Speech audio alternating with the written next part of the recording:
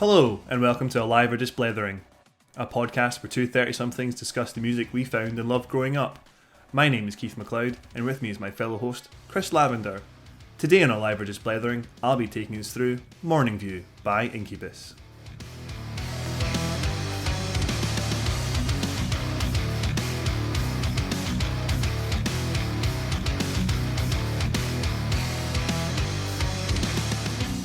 Very good day to you, Keith. How are you doing today? I am wondering if I have a chesty cough cold or what's wrong with me. I don't know, but I'm good. Lav, how are you?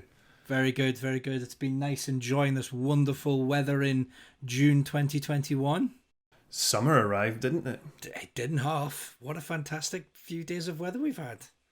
About bloody time, and a welcome to our listeners. Thanks for coming back. If you have came back, and if this is your first time, welcome to the pod. Welcome. I am big shout out as well. We have listeners in Brazil, in Australia, in the US Virgin Islands. Hey, if you've come back, thanks for coming back. It's nice to know that there's someone at the other end of these. Yeah, I am.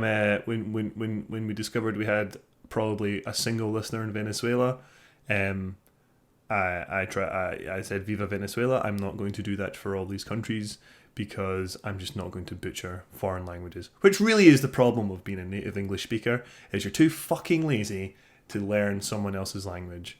But you caught me off guard there. I didn't know we were going to go through everyone, so I've not even researched people's hellos. Maybe we can do that next week. Maybe we won't. Who knows? Maybe so. Most of them are English speaking, so hello works just fine. G'day. G'day. G'day, you Aussie buggers. Right. So anyway, let's talk some music. Is that what we're here for, or do you want to just talk shit? I mean, I think it's a bit of both. I mean, we're kind of probably 50-50 between us right now at the moment. We've digressed many a time. Apparently that's the highlight for some people, the digressions. We can digress all you want. I seem to steer a tight ship sometimes, so sometimes a digression is always very welcome. You're better at it than I am. Also, some of the things people hate about the podcast is the digressions. That's some feedback I've had as well. So, real mixed bag out there, people. Real mixed bag, but we appreciate the feedback. One bit of feedback I did get, and I'm going to throw it out there. Me and you have to stop with the C words. The C word is a line. We've got to watch it. There was one C-bomb. There has only been one, and it was me. Calling me one. That's probably what took people by surprise. Oh. Well, you know, we can all be cunts. It's fine. Clever. Very good. I'm a drummer now.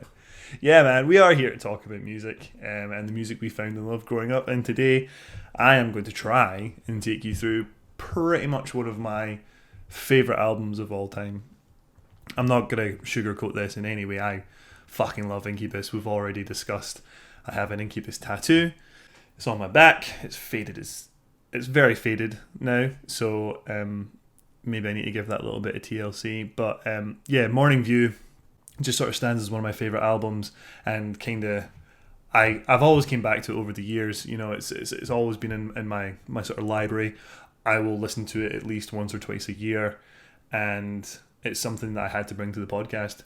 Whether I found Incubus on Morning View or not is a good question. I don't think I did. I think, you know, I got caught up in the whole make yourself drive, pardon me sort of explosion that brought Incubus into the fold for a lot of people. But I think Morning View was maybe their first album that they released before I sort of, or, you know, when I knew them. Yeah. And really that's what solidified my interest in Incubus. Totally. Yeah, they are one of those bands that I agree. I will also put them on a rotation. They do come up by choice. Many of the albums we've discussed so far, I have maybe forced myself to listen to, especially our last episode. The whole boy, I had to force myself through that one. But Morning View is one that I do genuinely enjoy and have enjoyed since I heard it for the very first time as a teenager. So this was it's nice. It's a comfortable one. I will say my preference is for other Incubus albums. This is not my favourite. It has got some good songs on it by far, but there are better Incubus albums, I believe, that I think showcase their work in a better light. One interesting little factoid about you and Incubus that I know is I was chatting to someone who used to know you from the Livy skate park days. And one of their everlasting memories of you, don't worry, it's not bad. Oh, crap. Where's this going? One of their everlasting memories of you was that you used to always, or every time they saw you, wear an Incubus t-shirt. Yeah. Or was it an That was a Incubus thing. hoodie? I can't remember. No, it was an Incubus t-shirt. It was red. It was like, I think it might have been from the Morning View tour. Probably the Morning View tour, because I saw them in Morning View. Sorry, my window's open. We just discussed how warm it is. I think I just heard thunder. No, So I didn't hear it. Yeah, that'll be interesting. No, yeah, I did. Yeah, I did have an Incubus t-shirt. It was just like a bright red thing, but then I was also, it was too big for me because it was like baggy skater wear, and yeah, that's the thing that happened. That was just an interesting little thing. So when you mentioned we're going to do Incubus, I was like, this has got to come up. I have to mention this. It's very well known in our circle how much you appreciate this band. Yeah, I mean, I hope this is not a weird flex or anything, but I think among our friendship groups and stuff like that, I am sort of synonymous with being an Incubus fan, and I always sort of have been an Incubus fan. I will be entirely honest, I have not 100% stuck with Incubus all the way, like sort of their more recent stuff. I mean, maybe even literally to the last album, I've not engaged with fully, but I've always gone and checked the stuff out. I've always, once I've sort of seen it's been released, it might take me a while to get there, but I've always gone to give them a listen, just because I still sort of they still hold such a special place in my little musical heart that they're awesome. Wonderful. Frankly. That's really What sort of albums? What I mean, I think I know where you're going to go with this, because it's, you know, over the years I've seen a lot of people fall off of Incubus. So what are your better albums if it's not Morning View for you? I would say Make Yourself is a more, I don't know, it's there might be a nostalgia thing about it, but like you've already pointed out, you've got songs like Drive and Pardon Me, and they were the songs that I first heard by Incubus and got me into Incubus. So they've always got a special place. But the moment that I really, really took off to like Incubus as much as I did was when I first heard Science, and how fucking bonkers it is, because it's a funk album. It's got so many elements from what I was listening to at the time. I mean, we've talked about some of the artists we were listening to: Linkin Park, Deftones, Bush. But no, let's clarify. You were listening to Bush. I was never listening to Bush. But anyway, listening to those bands and then listening to something like Incubus's Science, it was mind-blowing, and it was really, really, interesting to have that sort of funk element in metal, which I don't think many other bands could really claim to be as heavy as Incubus were. I suppose you had your Faith No Mores and you had Chili Peppers, but Incubus were their own brand of it, which I really, really liked. And when you go back that far and listen to those songs and then go to Morning View, they're a very different band. Oh, 100%, and no one can argue that. I even, in preparation for this, listened to Morning View, and then I went and listened to Make Yourself, and then I went and listened to A Crow Left. And even between, that pivot point of Morning View from Make Yourself to A Crow Left, completely different albums, and that's where I understand a lot of people fell off of Incubus, is that, even their EP, Fungus Among Us, is it their EP or their first album? No, that was their first album. EP, and then it got re-released as Enjoy Incubus with some selected tracks. Yeah, like you're totally right. There's that sort of funk, sort of crazy jazz metal fusion going on there that was solely Incubus at the time. I think they were a little bit compared to Korn early on, mostly because I think Korn sort of helped discover Incubus and took them on the Family Values tour and stuff like that. But that's maybe a similarity people made in the day. I don't think that stands now, and even looking back at the sort of early stuff, you can't really compare Incubus and Korn, because I think they're not particularly similar bands. But they kind of had that surfer dude California vibe, and they've just gotten sort of progressively. I think they've always kept that Incubus sound, but it has sort of turned into more alt rock, more sort of not metal. Yeah, if you know what I mean. I get that. I think the album that was the cliff edge for me, if you want, was a Crow Left. After Crow Left came out, I didn't think it was a particularly bad album, but it was one that felt very different to the Incubus, the 3 albums of Incubus that I'd liked and enjoyed previously. And it was such, I think the recording or the production value in Crow Left is so vastly different to what they were doing. It's quite jarring when you do go to that album. Like you say, that leap from Morning View to Crow Left to the Murder it's a big step, and it was a bit too much for me at that point. And by the time that came out in 2004, I want to say, 2000, yeah, I think it was 2004 or 2003. Yeah, by that point, other music was influencing me, and that wasn't that the sound of Crow Left wasn't the sound of the other bands that I was listening to by that point. I think it's quite frightening how quickly, because just in doing this podcast and actually writing it down, how quickly we went from nu metal into other genres, like nu metal just being that sort of gateway for us, and then how much different music we listen to in that compressed 5 years. It's quite stunning. Yeah, there's not a lot of nu metal bands that I could say I still listen to.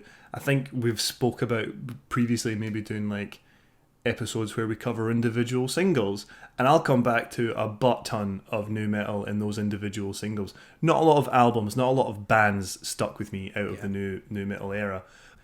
Incubus, I think, were initially in that nu metal genre. You know, like I say, sort of put in the same sort of camp as Korn, but then, you know, they came out of Make Yourself and went into Morning View, and there's no way on earth I will accept anyone trying to argue that Morning View is a nu metal album from a nu metal band. Totally. If this is not nu metal, not even, no, won't have it. No. It's alternative. I'll take alternative metal. I'll take, I don't know what, just that's all I can call it, is rock. It's a rock album. It's kind of like, I can accept why someone might see Incubus and think they're like a sort of American rock band or like a bit of a stadium rock band, because traditionally, when it came to Morning View, they did start doing stadium tours and filling that sort of stuff out, and they don't have, in my opinion anyway, a particularly heavy sound or a focus on being heavy. You know, Brandon's vocals are very clean thereafter, or from Morning View onwards. There's no like double kick, or there's no breakdowns or anything. The guys just sort of form and generate their own sound, and it's not metal in any way. I'm looking at Wikipedia. It says they're alternative rock. Alternative rock. Also, A Crow Left and the Murder came out in 2004, and I remember taking my lunch break from school, because I'd passed my driver's test by this point, and I drove down to Olivier Shopping Centre to buy it. I've got a couple of stories about buying albums on release date, but I'm going to leave those for another day because we have digressed. Because you already digressed. You need to start telling me. So, Morning View, when was it released? When was it released? Okay, we'll start from the start, shall we? For anyone who doesn't know, Incubus is an American rock band from Calabasas. Who else have we covered from Calabasas, Lav? P.O.D. That was episode 5? Your guess is as good as mine on that one. Sounds like a sensible guess. And I'm the editor. Episode 5. So they're from, check out another band from Calabasas, P.O.D, that we've covered. Calabasas, California. The band was formed in 1991 by vocalist Brandon Boyd, lead guitarist Mike Isinger, and drummer Jose Pisalas. Isn't he Pisalas the second? I think so. Like, I'm sure he's got one of those cool names that is like Jose Pisalas. Pasilius? Yeah, there's an I in there that's throwing me, so I do apologise, Jose. But he's the second, so I like that he's got that, Yeah. Jose Antonio Pasilius the second. Great name. Absolutely brilliant full name. Full Sunday name every time. The band's first release was in 1995, as we've said, with Fungus Among Us, followed by Science in 1997. They achieved mainstream recognition with their 1990 album Make Yourself, 1999, I didn't pronounce that right, album Make Yourself, which we've also discussed. And that brings us on to their fourth release, 2001's Morning View. To preface that's not to say Morning View is my ultimate favourite Incubus album. I don't know if I have one, because like you say, Science is amazing. Science, like, my favourite song off of Science is the Anti-Gravity love song, Summer Romance. But there's still, every other song is an absolute banger. Make Yourself, a banger. Crow Left, I think, is really great. I really like Light Grenades thereafter and Stuff. But Morning View just has that place in my heart where I love it. Can you hear the birds tweeting behind you, mate? Can you hear the birds? Has that thunder gone away? The thunder has gone away. If you can hear the birds, do I need to close my window? If I can hear the birds in yours, I'm going to open my window because I am absolutely melting. Well, let's get back to nature, folks. Hope you can enjoy. I'm getting back to nature. I'm doing it. Okay. Lav is stepping away from his microphone. He's opening his window. This is beautiful. This is live podcasting, everyone. Sorry. We're not even live. We're going to edit this. We're not even going to edit this out. You're going to hear all of it. We might edit it. We might not. It'll be a wee surprise for you when I send you the. I'll find out. I'll send you the version. I'll just have to find out. For everyone, you might have noticed there's a big muting sneeze in the last episode. I asked Keith to remove that. He didn't. Well, here we are. That was way too much work, mate. Who do you think I am? An editor? Pshaw. Right. Recorded between April and May 2001 and produced by Incubus and Scott Litt. So Scott Litt's done has done other work with REM. I think he's done quite a lot of REM albums before they gave it the old heave-ho. Nirvana, New Order, Counting Crows, and was also the director, was also the producer on Make Yourself.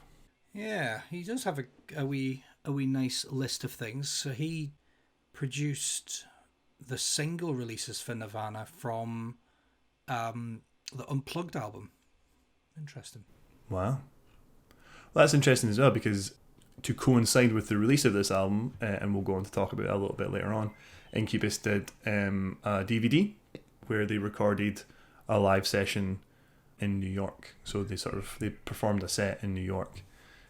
Sort of very unplugged, style-y. I'd imagine their music fits that style well, as much as they've got a lot of electronic and guitar distortion moments. They do have some really good acoustic songs like Drive, Mexico. Yeah, like Mexico. Yeah, they're all in there. I've got a great story about Mexico that I foreshadowed all right. in a previous podcast, but we'll get there. We'll get there. So, yep. I've also got here that it was mastered by Bob Ludwig, who was a Grammy winner with more than 1,300 artists, including Led Zeppelin, Queen, Jimi Hendrix, Brian Ferry, Paul McCartney, Nirvana, Bruce Springsteen, and Daft Punk. Oh, nice. All credits to his name. Excellent. A little bit of the tit early on, shall we say. Morning View was nominated for a Grammy. Nice. I didn't know that. That's good to know. So it was getting respected outside of the normal alternative scene. Yeah, it was genuinely well considered, or the reception for it was good, which we can kind of discuss on later. But since we're here anyway, Isinger, along with Scott Litt and David Holdridge and Rick Will, were nominated for a Grammy in 2003 for Best Engineering of a Non-Classical Album. Alrighty, that's a category. That's a category, I believe you. They did not win. Norah Jones did. Oh, what was her song? God, what was her song? It's for her album "Come Away with Me." Oh yeah, that was a really big, famous, popular album. So fair enough. Good. Good for Norah and a team. I'm super conscious of these birds, man. How well can you hear them? I can hear them. Right, we're not gonna have birds the whole way through. Fuck nature. Like, I'm gonna close that window. Just give me 1 second, dude. You can get your sauna on. I'm just gonna reach. Oh yeah, there we go. It's a nice closed window. I can still hear it. You've got a bird in your house, mate. No, I've got the vent open. Don't worry about it, man. Keith is currently closing his windows. Is that any better? I can now hear them. They've just flown 200 miles. They're outside my window. Now you've got them. Oh, this is beautiful. This is beautiful. I'm living with it. Right. So many digressions. Where were we? So, do you know where the album was recorded? Was it recorded in the same place that they recorded Make Yourself? Was that the deal? No, not even close. Okay. The album was famously recorded, perhaps not famously if you weren't aware, unless you thought this was where... Anyway, it was famously recorded in Stern House, Malibu, California. Malibu. Is that the house California. that's in the video for Wish You Were Here? Yes. Yes. Yes. So that house, and what I didn't realise until I sort of went back and researched this album, that house is a recording studio. They just didn't take over an Airbnb and move a recording studio into it. This is before Airbnb, obviously. It is a studio. So the guys got it for the sake of recording the album. But I also just said they recorded it between April and May 2001. That's 1 month. Yeah. At most, they did 8 weeks to record this album. That's great. To make That this blows my mind. To make this kind of quality of album in 8 weeks, that speaks a lot for their talent. Exactly. So that's I'm just gonna triple check that. Released October 23rd, 2001. Recorded April to May 2001. So yeah, at most they've put 8 weeks into this, which blows my mind. Now, one thing I've alluded to there is the video for Wish You Were Here. There are 2 versions of that video. One of them, again, was changed after 9/11. Yeah. So the video that you're probably most familiar with is the one that I've mentioned there, is them sort of setting up in like a fast-paced time lapse. That's the word I'm looking for, in this house. Whereas then there used to be scenes of them running away from fans on a bridge and then leaping off the bridge. And now, it apparently had too many connotations because it's them falling into the water below of people jumping from the towers and during 9/11. So they made the correct decision, I believe, in this instance, to make that edit out of sort of a bit of compassion and things for that sound, for that visual. Yeah, I suppose I'll agree with you there on compassionate grounds. It was the right move. I don't particularly see the connection of, well, now that I think about it, now that I'm saying this out loud, yeah, I suppose they do use sort of slow motion effects. They do use the band are jumping off of a bridge into water to get away from screaming fans. It's supposed to be reminiscent of like the Beatles or the Monkees or whatever. And, they're supposed to... There's a making of the video on the DVD that I watched earlier, and you can see them jumping into a water tank and they're just sort of floating there, and then they get sort of brought up by mermaids, etc. So, alright, maybe I'll just bloody flip on that straight away and agree it was probably a good idea to change that. Despite that sort of video change, Wish You Were Here gained significant rotation and charted pretty well, including Brandon Boyd bursting his eardrum while filming it. Wow. There's all the water tank stuff. There's a shot apparently where there's a sort of headless quote Brandon that gets rescued. That's not Brandon. He'd burst his eardrum by that point, so they had to get a body double that was already on set. They were just like, dude, take your shirt off. Yeah, you look like him. Get in the water. Anyone without a shirt on that is how tall? What, 6'3" can do a body of Brandon. I'm 6'3" and I couldn't do a body of Brandon, so I resent that remark. Thank you very much. If anything, it was a compliment. If it was true, it'd be a compliment. So, yeah, they recorded it in Stern House, where the band stayed for the duration of the recording, and would be the last album to feature bassist Alex Kuchunik, later to be replaced by Ben Kenny. So you were sort of saying there's a jump from, or there's a definite change sort of after Morning View into Crow Left, and I think that's your factor that changes. Alex left. I think he went off to do music for games. He went and started off his own company. Oh yeah. To do soundtracks for gaming. And Ben Kenny, very very different style of bass player to what Alex was, or Dirk Lance, if you're a big Incubus fan. So that could be a contributing factor at least. Yeah, if he was part of the songwriting process, then that's definitely going to have an impact, changing, one of the main instrumentalists of the band. They're going to have different opinions, different attitudes on things. Maybe they were less able to stop other artists within the band from doing what they wanted to do. I feel like Crow Left is quite a guitar heavy album. Would you say? Bit more riffy. Ben Kenny, I'm not entirely sure where he came from. I believe he was in a band beforehand, but I'll need to double check where he came from. He was a guitarist himself, okay, and came in as a bass player. Ben Kenny does a lot of solo material where he is a multi-instrumentalist and can do just about everything. Interesting. So yeah, there's on the DVD you can see Dirk Lance, Alex playing guitar, so he is also clearly a talented musician elsewhere, not just on bass. Yeah, I think the big change after that, because Alex was a very groovy bass player. He slapped. He slapped in a lot of other songs and stuff like that. He slapped the bass. Yeah, slapped the bass. I don't think Ben Kenny was ever that musician, which is fine. We're all different.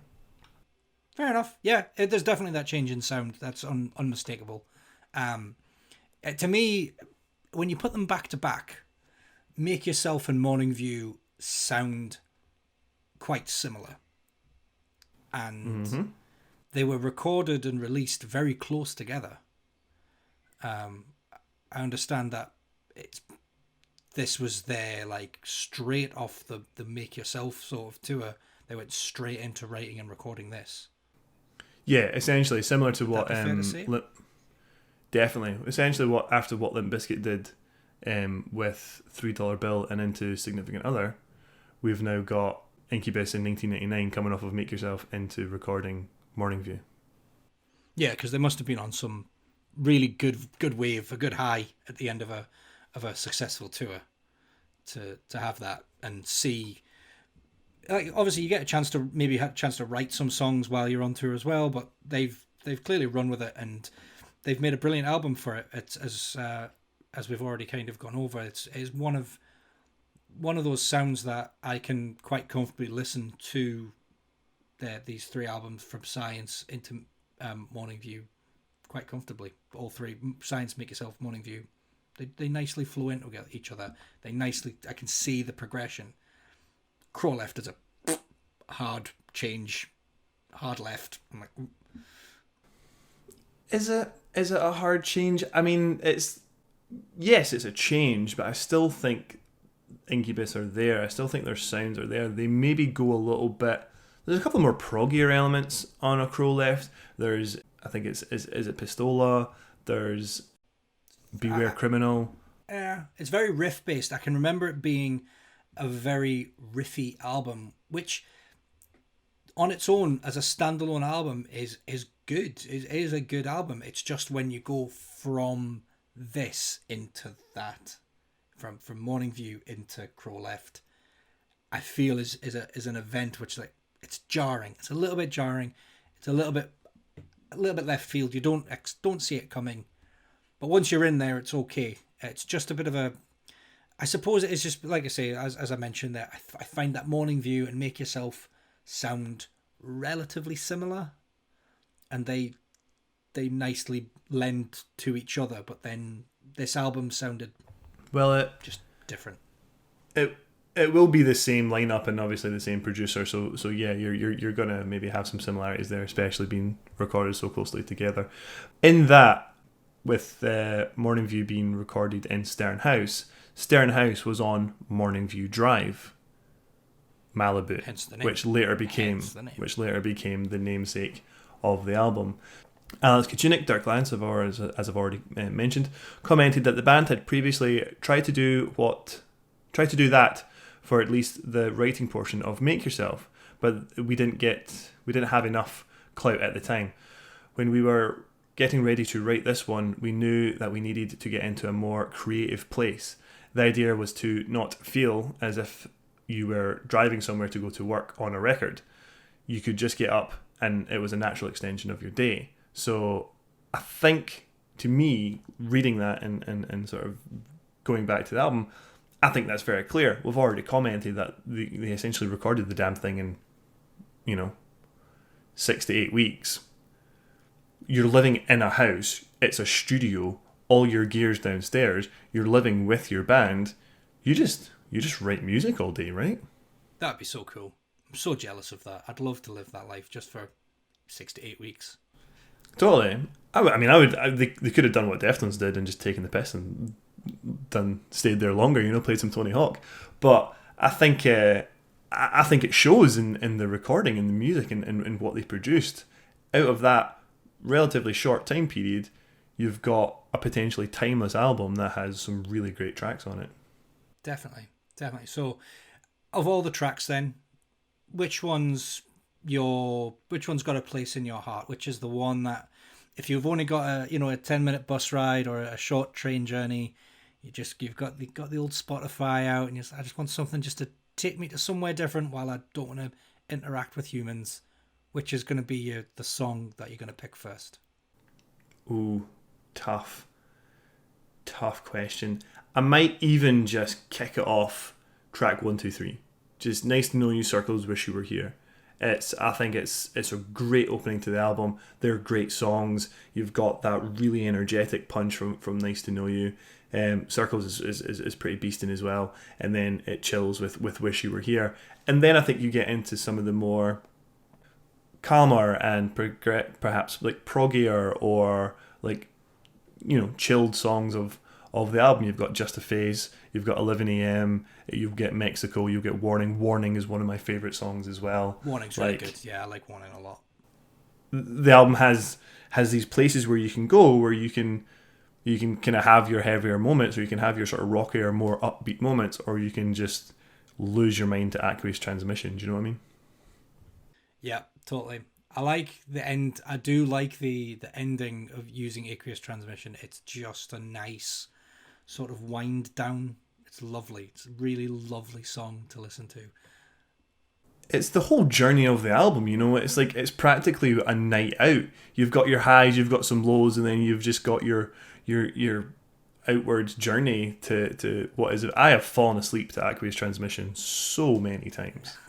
I like the idea of the Are You In? Very famous video of the boys in a, for want of a better word, some kind of strip club type nightclub where people are getting frisky with each other, shall we say?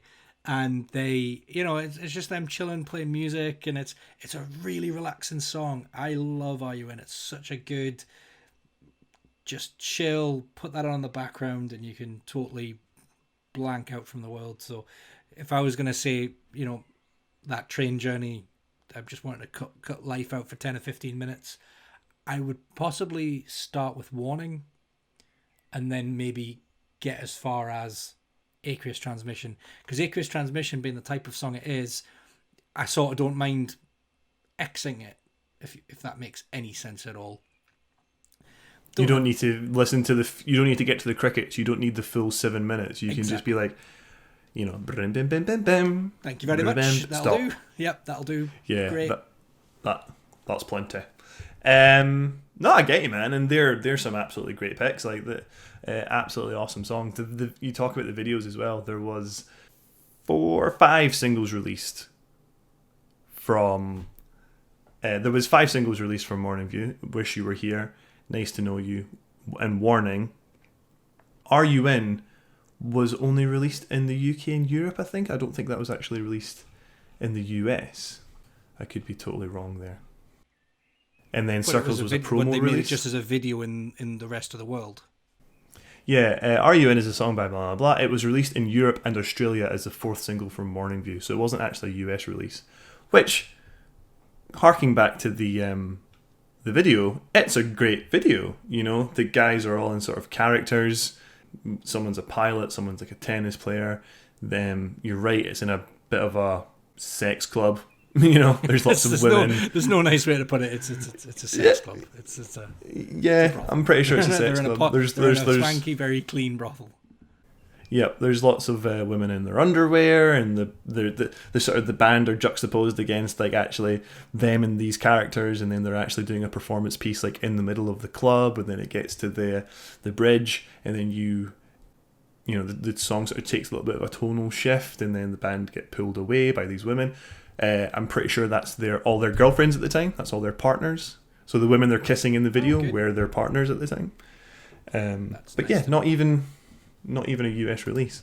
And then, like I say, Circles was a bit of a last minute promo. I was about to say, so when you saw them live, did they play all of these songs, or were they what was the setup there? Yeah, I'm not really sure.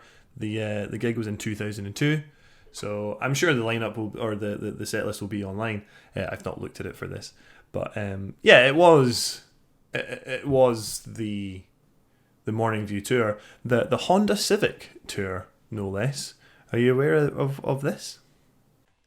This sounds somewhat familiar, but I'm intrigued.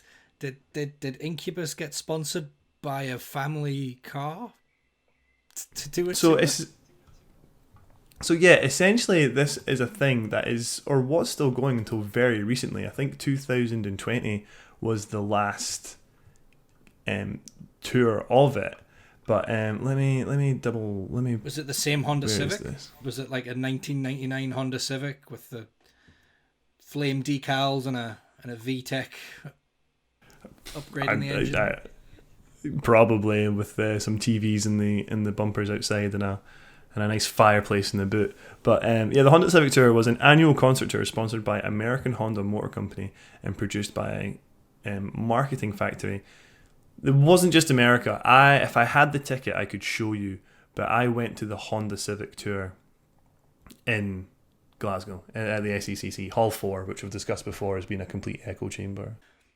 I was going to be my next question. Where was it in Glasgow? So they managed to do the SECC in 2002. That's pretty good. That's a sizable venue. Yep, you've got the the tour started in 2001 with headliner Blink-182, supported by some No Motive, Sum 41, the Ataris, and Body Jar. What a tour! If that was coming your way in 2001, that would have been phenomenal. I'd enjoyed that. There was a second half as well with Everclear as headliner, American Hi-Fi, and Mayfield, the Mayfield 4 as the second half. I would be more disappointed with that one because I don't know any of them. Totally, I'd be gutted. You don't know American Hi-Fi? Do I know American Hi-Fi? They were on the American Pie 2 soundtrack, weren't they? Yeah, they absolutely Flavor were. of the Week. That was their song. Hoobastank. Oh, there you go. Just give it away. Incubus toured with Hoobastank for their tour, and I think 311 on here for the American tour. It's Phantom Planet, but I think I saw Incubus, 311, and Hoobastank. Fair enough. Good. So just to wrap up a little bit on the Civic tour, your 2003s were your Newfound Glory, your Good Charlotte, your 2004 Dashboard Confessional, blah blah blah. Let's fast forward to 2016. Demi Lovato and Nick Jonas. 2017, One Republic. You know, it's clearly gone a bit poppier in its later years, but it started off as a bit of a rock tour. It looks like they were just cashing in on what was popular at the time. You've said yourself, this was a Grammy nominated album. This was not a small underground band or album by any stretch. This was a world touring Grammy nominated act. So yeah, they were at the time probably of the same level as what your Demi Lovato's and Nick Jonas's are in 2016 land. So it's probably comparable, but yeah, definitely a shift in style and tone. Yeah, no, that's fair enough. And I think at the time Incubus were massive as well. Like we've already discussed, they were coming off of Make Yourself, Drive, which just went, what's the phrase here? Stratospheric. Into the stratosphere. Thank you. Into the stratosphere, stratospheric. So yeah, they probably were the guys to take this tour on. They did quite a lot of touring for this album, to be fair. starting off in June 2001, they did a European tour with 100 Reasons. That might have been. Was that the time I saw them? 2004. I saw them after the Crawl After the Murder tour. That's when I saw them live. And it is the only time I've ever seen a band use half of the venue that I was going to. So the venue was at the time it was called the Newcastle Telewest Arena. It's gone through a couple of names. I believe, I don't know what it's called today, but it's the Metro Radio Arena was a famous name it held for a long time, which was effectively, if you can imagine the SECC, but a long rectangular version of it. A little bit like Wembley Arena. I used to go to the arena. I'm just trying to sort of say the arena was very much a multi-purpose arena where they would use. I used to go and see ice skating, like ice hockey games there. Disney on like Ice. The Top Gear do loads of Disney on Ice. All those types of things. Everything they do come through the Metro Radio Arena. So when I saw Incubus were playing this massive arena, I was like, that's amazing. This is going to be such a big show. It's like, yeah, I mean, imagine thinking as a 16-year-old that a band like Incubus is going to fill this huge capacity stadium. They halved it, and there was no seating there was no seating at all open. It was just a floor. It was basically a floor show for all intents and purposes. It was such a small. They literally just took the floor, moved the stage right up to the middle, and people were only on the floor. And it was quite an empty show. And clearly they saw the numbers.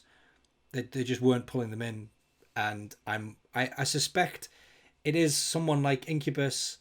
You're probably going to get fans from Glasgow, going to stay in Glasgow. Your fans from Manchester and Birmingham, they're going to stay in those areas because they're going to be their own stadiums. Newcastle was probably a bit of a smaller population at the time, and it just couldn't pull enough Incubus fans in. Yeah, I've kind of got a bit of a sad story when it comes to Incubus and touring in the UK, because I don't think they've been back in some time. But I originally saw Incubus in 2002, like we're saying, January, was supported by Hoobastank. They came back, what must have been 2004, 2005, and I think this was the tour you're talking about, where I again saw them at SECC, and they were touring a Crow Left. If I remember correctly, not a particularly busy gig either.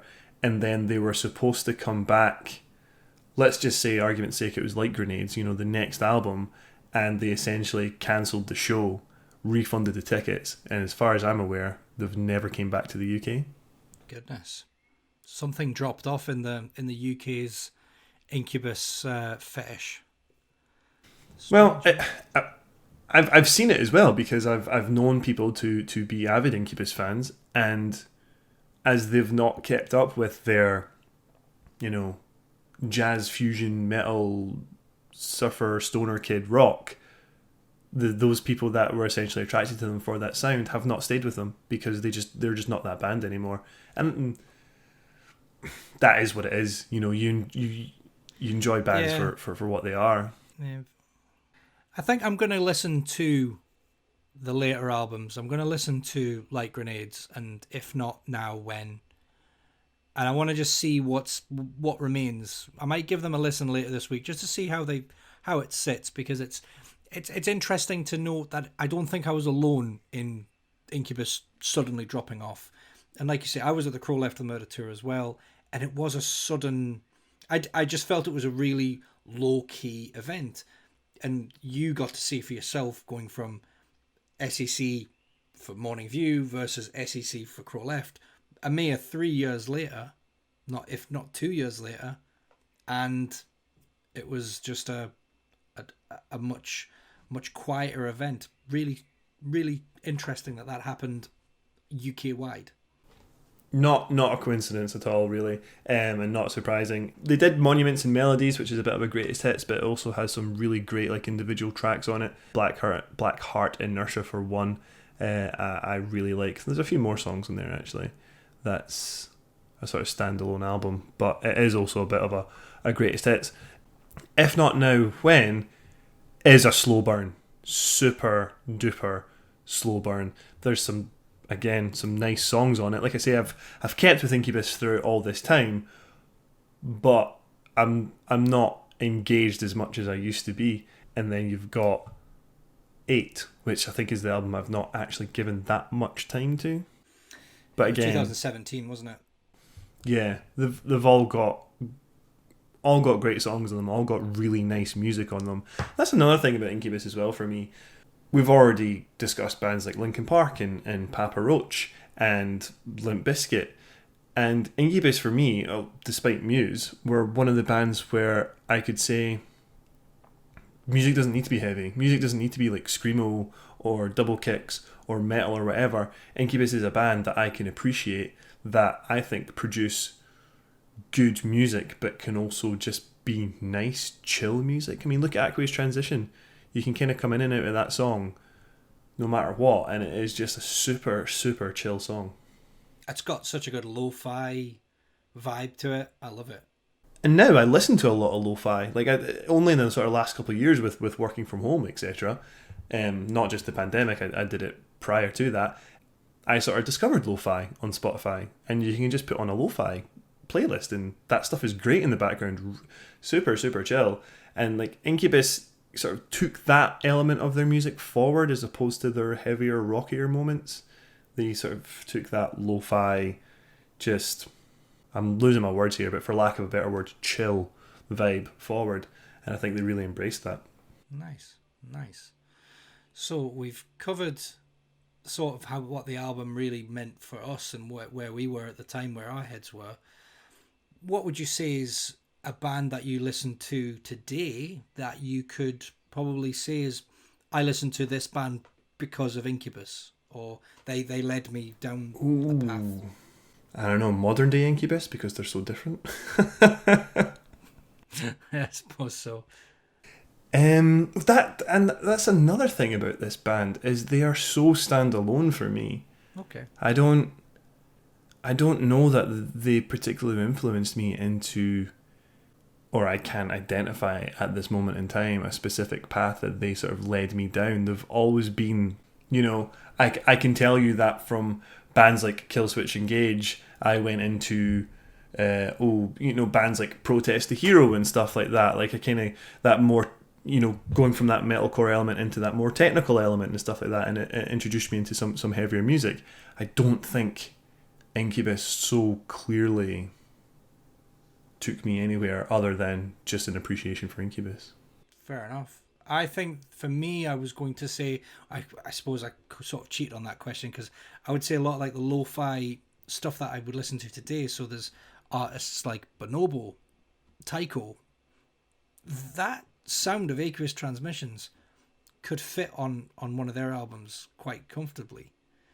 And that's sort of where it's opened up. It opened up my eyes to that sound. Much like I mentioned on episode 3 when I did Deftones, with White Pony was sort of a gateway into post-metal, post-rock sort of sound. This could have been a gateway to me into more electronic leaning music that I might not have listened to otherwise. Yeah, okay, you've kind of caught me out there, because I've obviously said as well that I'm a fan of lo-fi music as well. In saying that, I just listen to lo-fi playlists. I don't know any of the individual artists. I couldn't give you a lo-fi artist that I listen to. But I can totally see where you're coming from. And if you go check out If Not Now, When, there's maybe those sort of vibes there as well. But for me, it just sort of has been an appreciation of what they were. I'm looking at the fans also like. Good. I'm looking at the fans also like from Spotify, and we've got Alien Ant Farm, yeah. Perfect Circle. We've got Bush. No, really?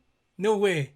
Apparently, Bush are on there as well, so that's disturbed me a little bit. Well, that's linked. You know what? That links in with last week's episode. That's brilliant. Absolutely not intentional. I didn't know that. That's actually quite funny. I'm laughing. I'm actually laughing at that. That's cute.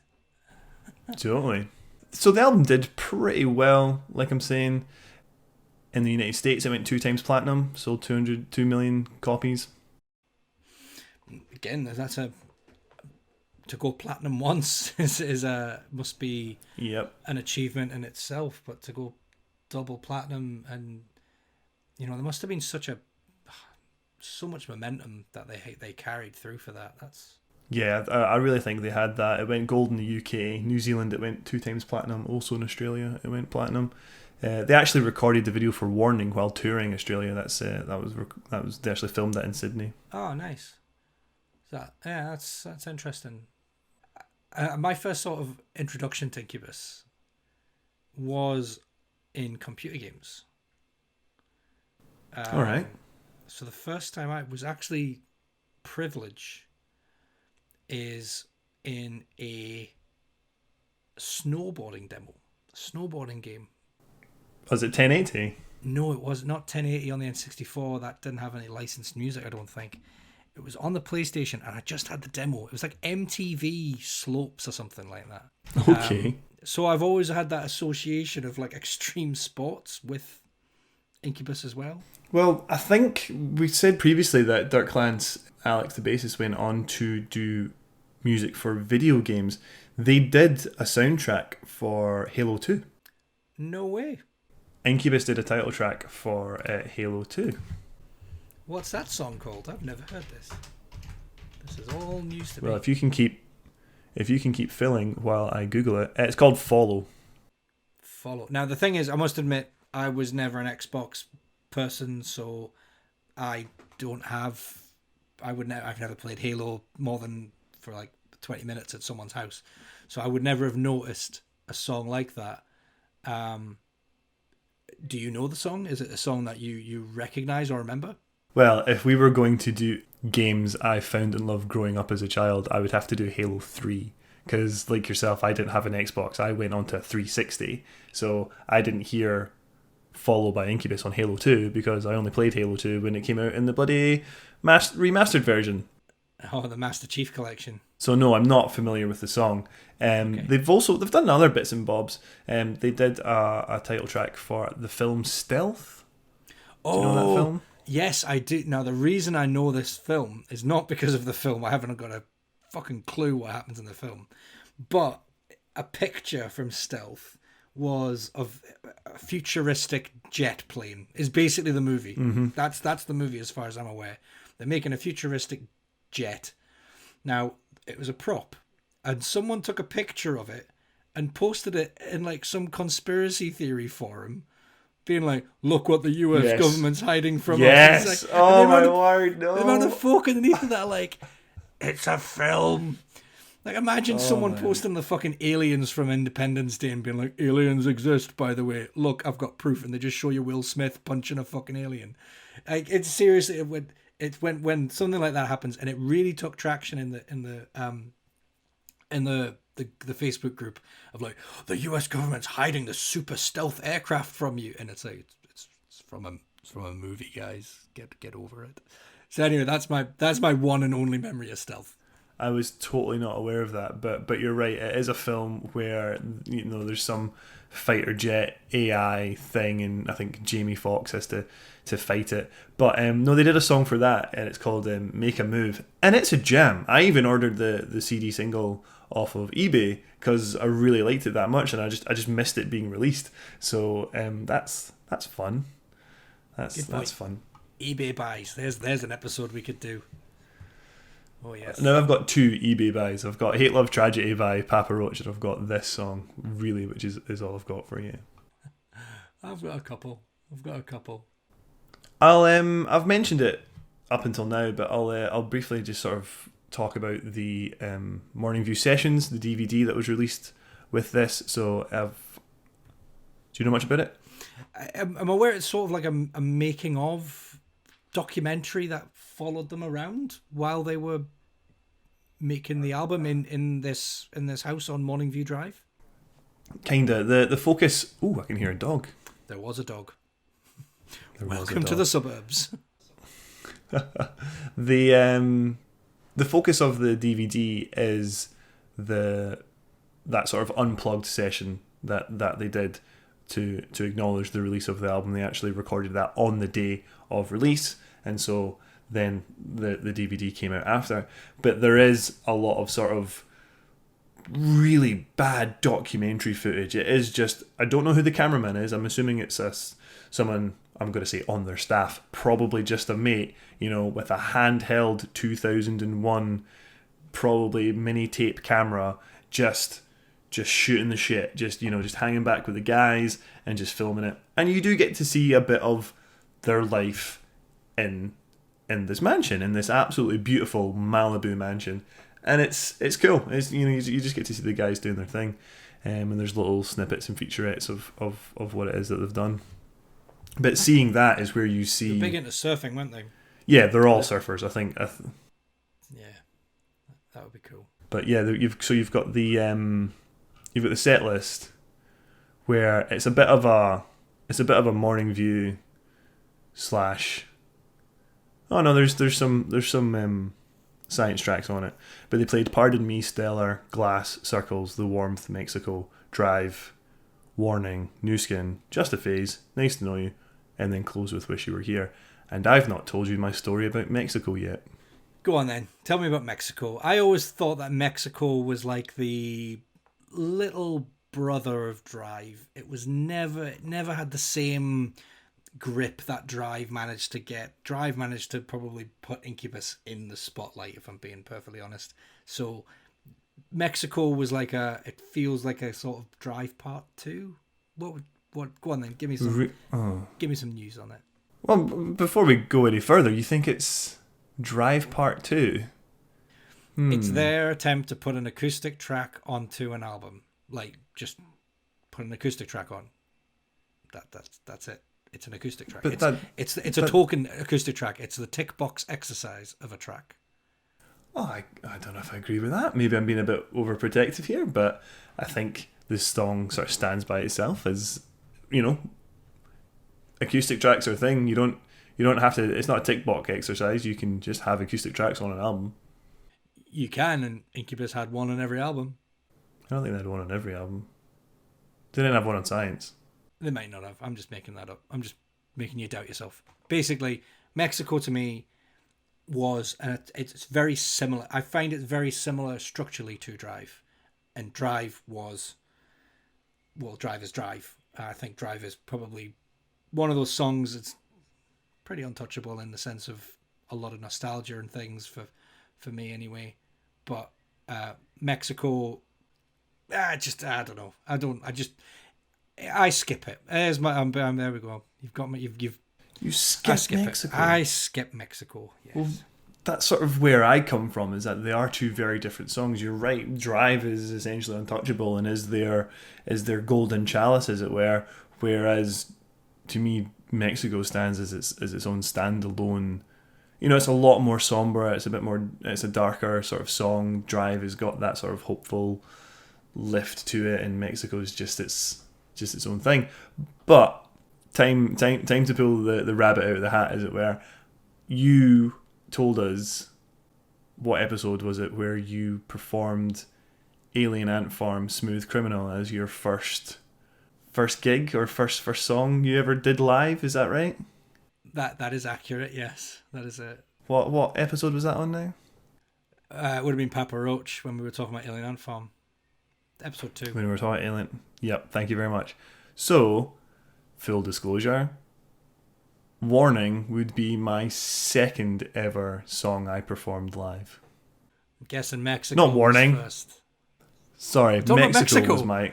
For I know, sake. I've lost it. Jesus Mexico was the.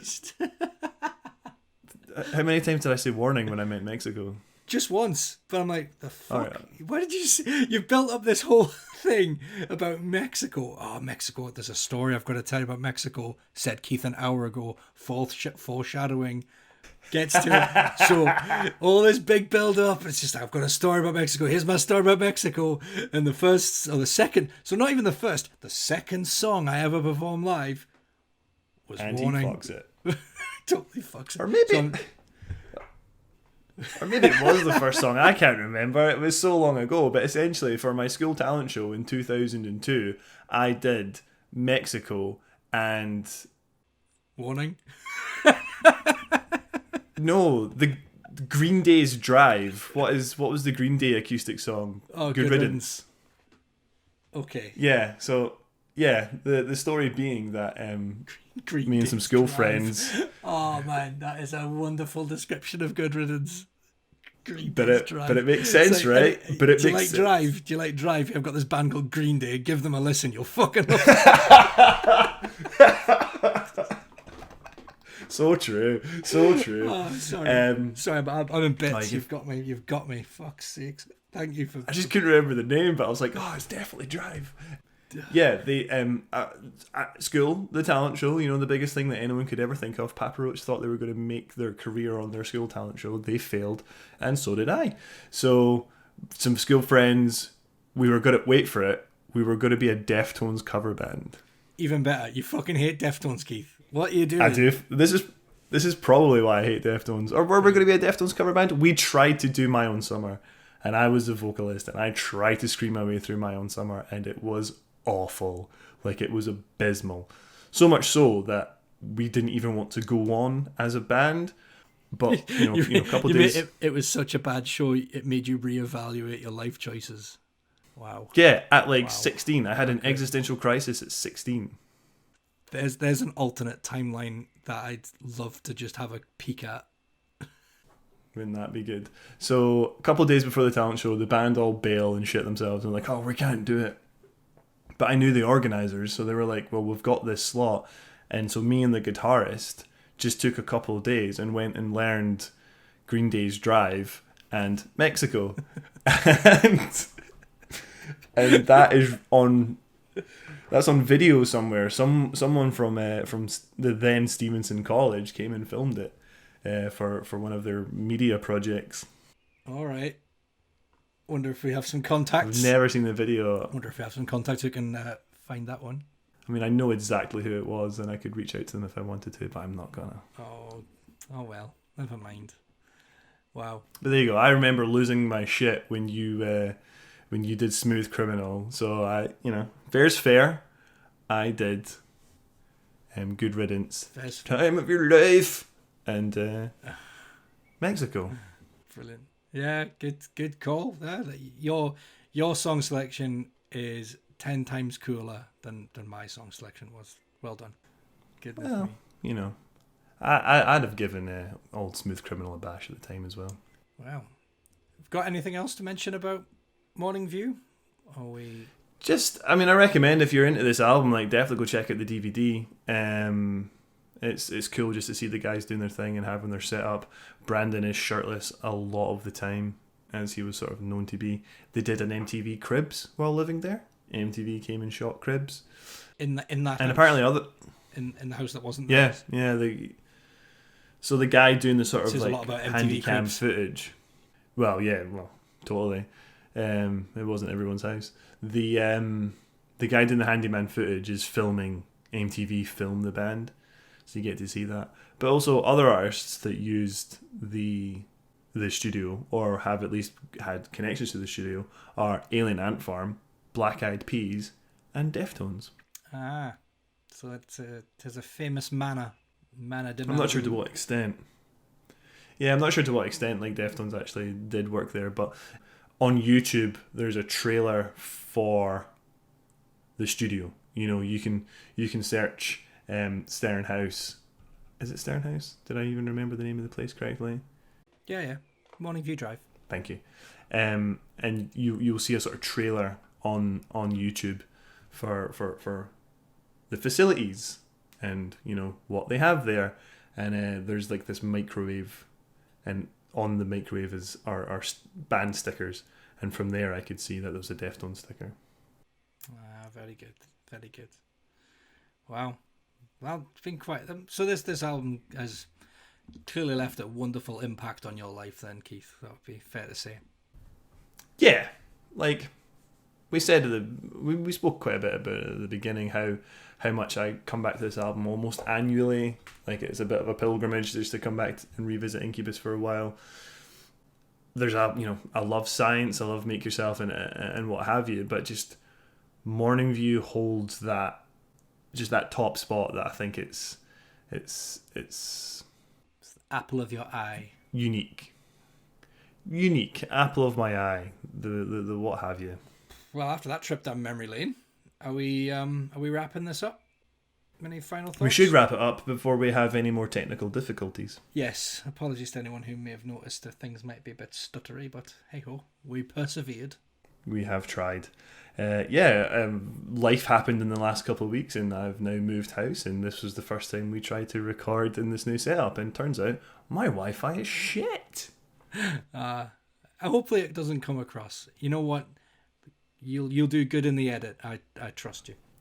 Absolutely. No, man, for me that's kind of like my soul bared for Incubus. I will forever perpetually love this band unless they turn out to be pieces of shit, which I really hope won't be true, because then I'm gonna have to get a tattoo covered up. I'm pretty. Let's hope that never happens. Yeah, so I got my tattoo, which is if we've not already said it, it's the fish from the Morning View CD. I got the tattoo, and a friend I was in a band with at the time was like, "What if they're pedos?" And I'm like, foreshadowing for some things, eh? Well, yeah. #me too. I was a bit concerned, to be honest, but no, they seem to be pretty straight up good guys. So, thank fuck for that. Thank fuck indeed. Thank fuck indeed. What have we got coming up next, Lav? So yeah, next time, I'm trying to work my way through this one and thinking it through. So yeah, I had a look through the names on the spreadsheet, and I'm gonna take the name that is directly below Morning View, and next week I would like us to talk about Tool's Lateralis. Wow. Get your Fibonacci sequences out. Get it all on board. Get all your shapes. Get your golden ratios on. We're going to be going down that rabbit hole, and we're going to listen to this wonderful piece. Now, similar to Keith and Morning View, Lateralis is one that I will pilgrimage to biannually, every couple of months maybe. So I feel that it's going to be a nice album to lead in with that. We've got a couple of things planned for the future as well. Not going to give any spoilers just yet, but please do stick around as we continue our journey through our musical tastes as teenagers.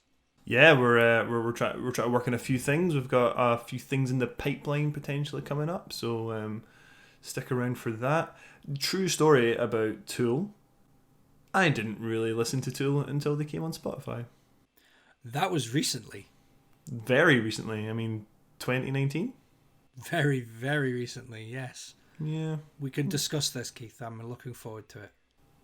Great. Hopefully with a better internet connection for you. Please, I need that so badly.